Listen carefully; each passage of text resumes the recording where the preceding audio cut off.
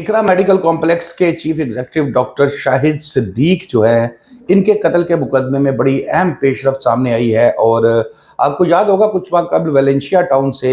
नमाज जुमा की अदायगी के बाद डॉक्टर शाहिद जब अपने एक बेटे के साथ बाहर निकले तो उनको फायरिंग करके कत्ल कर दिया गया था। पुलिस ने तफ्तीश शुरू की तो उनके दूसरे बेटे कयूम को जो है वो हिरासत में लिया गया और मुकदमा जो है वो तैमूर जो छोटा बेटा है उसकी जानिब से नामालूम अफराद के खिलाफ दायर किया गया। बहुत सी बातें चलती रही कि जी कयूम जो है ये इसने करार जुर्म कर लिया है, इसका एक दोस्त शहरियार था, उसको पकड़ा, फिर इसके अलावा और सहूलतकार थे उनको पकड़ा गया और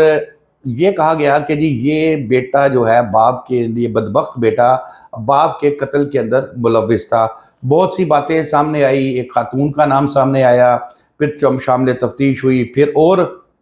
मामला चलते रहे। शहरियार को भी गिरफ्तार किया गया जो कयूम का बड़ा करीबी दोस्त था। अब इसमें लेटेस्ट अपडेट्स ये है जनाब के 3 मुल्जिमान हैं जिसमें कयूम भी शामिल है, इसके अलावा कयूम के साथ शहरियार और एक सकलैन नामी शख्स है। ये 3 लोग हैं जिन्होंने एडिशनल सेशन जज के सामने अपनी दरख्वास्त जमानत दायर कर दी है। और अभी तक जो है पुलिस की जानिब से ये बताया गया है कि मुकदमे का जो प्रोसिक्यूशन की जानिब से ये बताया गया है कि मुकदमे की तफ्तीश मुकम्मल नहीं हुई और अभी तक चालान भी सामने नहीं आया। अदालत ने 30 अक्टूबर तक इस केस की समाअत मुलतवी की है, लेकिन इसमें देखने की बात यह है कि जो मुकदमा दर्ज किया गया था तैमूर की मुद्दत में, जो छोटा बेटा है डॉक्टर शाहिद साहब का, उसमें मेरी इत्तलात के मुताबिक किसी को नामजद नहीं किया गया था और नामालूम अफराद के खिलाफ मुकदमा दर्ज किया गया था। अब अगर थोड़ा सा कानूनी तौर पर देखा जाए तो ऐसे मौके पर जो है ज़मानत जो है वो आसान हो जाती है। देखना यह है कि जो इस मुकदमे की ज़िमनियाँ लिखी गई थी जो डॉक्टर शाहिद के कत्ल, क्योंकि FIR में तो मैंने आपको बताया मेरी इत्तलात के मुताबिक, जो हो सकता है गलत भी हो, लेकिन 100% ये मैं इसलिए नहीं कह सकता कि ये मैंने देखी नहीं है, लेकिन मुझे बड़े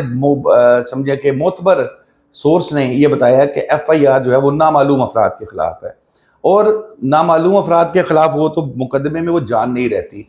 और फिर जो मुल्जिमान को गिरफ्तार किया गया, जो सारी कहानियाँ चलती रही कि कयूम ने जनवरी में भी अटैम्प्ट किया वालिद को कत्ल करने का, फिर दोबारा किया, फिर तीसरी अटैम्प्ट में वो कामयाब हुआ, फिर उसने अपने शहरियार के ज़रिए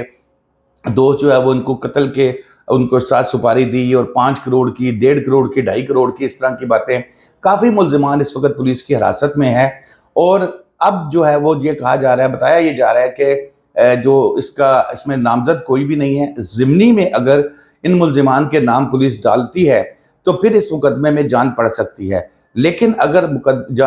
इसमें ज़िमनी में भी उनका नाम नहीं डाला जाता तो फिर मुश्किल हो जाएगा कि उनकी ज़मानत को रोका जा सके। लेकिन ज़्यादा चांस यह है कि ज़िमनी में नाम डाला गया होगा, क्योंकि कयूम को या उसके बाकी जो लोग हैं शहरियार सकलैन वगैरह को इतने अरसे से हिरासत में रखा हुआ है, तो ये भी बड़ी इंपॉर्टेंट चीज़ है, देखना है कि वो किस बुनियाद पे हिरासत में रखा है। कुछ ना कुछ तो जवाब अदालत को देना पड़ेगा। बहरहाल इसकी लेटेस्ट अपडेट मैंने कहा मैं आपसे शेयर कर दूं। काफ़ी अरसे से इस मुकदमे में कोई पेशरफ्त नहीं हो रही थी तो मुझे खुद भी बेचैनी थी कि पता करूँ, तो मैंने फिर आज स्पेशली हमारे बड़े अच्छे दोस्त हैं अतीक शहीन साहब, बड़े सीनियर कोर्ट रिपोर्टर है, मैंने उनसे रिक्वेस्ट की, फिर उन्होंने अपने तौर पर इसको चेक किया तो उन्होंने मुझे ये डिटेल्स बताई कि जो एडिशनल सेशन जज साहब हैं ज़ुबैर गौरी साहब, उनकी अदालत में दरख्वास्त ज़मानत दायर की गई थी और 30 तारीख पड़ी है इस मुकदमे की, और ज़मानत के लिए जो रुजू किया गया पुलिस का मौका, उसका प्रोसिक्यूशन का मौका मैंने आपको बता दिया है कि ताहाल चालान तफ्तीश मुकम्मल नहीं हुई और चालान भी अदालत में पेश नहीं किया गया। जैसे इसमें 30 तारीख को मज़ीद अपडेट होगी मैं आपके पास दोबारा हाजिर होऊंगा। शादाब रियाज को इजाज़त दीजिए। अल्लाह हाफिज़।